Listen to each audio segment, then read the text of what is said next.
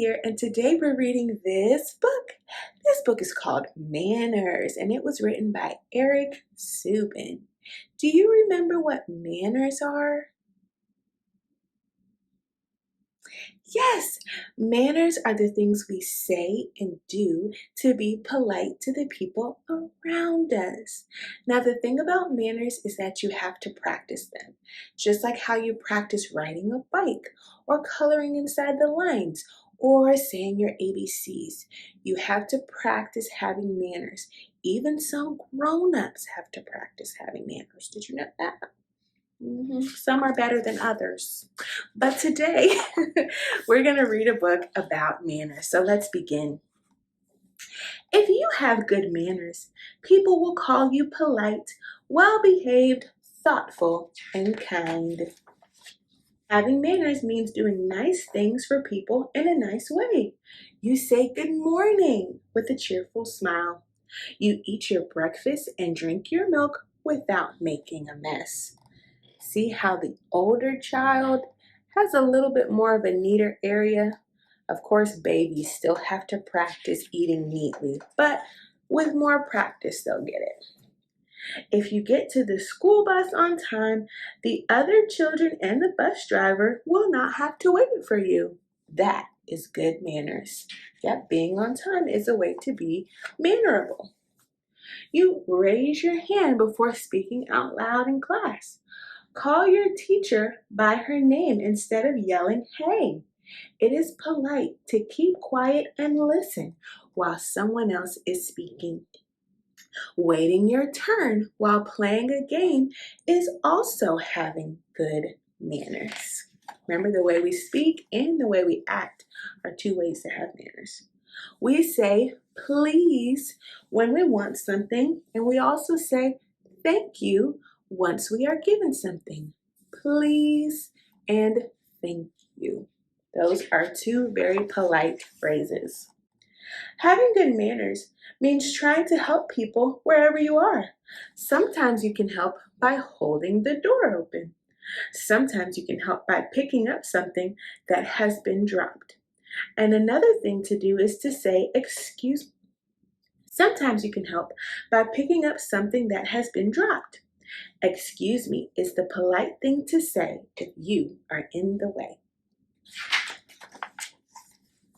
Show your good manners by saying hello to your friend's family when you go to play at their house. Thank your friend's parents for letting you come to play. It is polite to help clean up after you have finished playing. Good manners are important at your home too. Ask if you can help set the table for dinner. Try to be quiet without being asked. Wash your hands before you sit down to eat. Sit up straight at the dinner table. You're not like a baby anymore. That's right. As you get older, you know the correct way to act. Babies don't know yet, but you do. So the more you get older, the more responsibility you have to do things in a mannerable way. When you are seated at the dinner table, ask people whether they would like something before taking some for yourself. It is not good manners to stick your hands in the mashed potatoes. What should we use to serve food? That's right, utensils like a spoon or a fork. We don't just want to put our hands in there. That's yucky. Good manners are used everywhere. You can run around and make noise at the park, but look out for others and make sure you don't bump into them. Running around and making noise would not be good manners at the movie theater. Sitting still and being quiet is the best behavior there. This is a great example of how manners look in different situations. When you're out at the playground outside, you can have a loud voice. But when you're sitting down at the movie theater to watch a movie, it would be really hard to focus on the movie if everyone was screaming and yelling. So, different places call for different manners. Does that make sense? You got it. Manners may be different with different people. It is good manners to shake hands with Dad's boss. It is good manners to give Grandma a great big hug.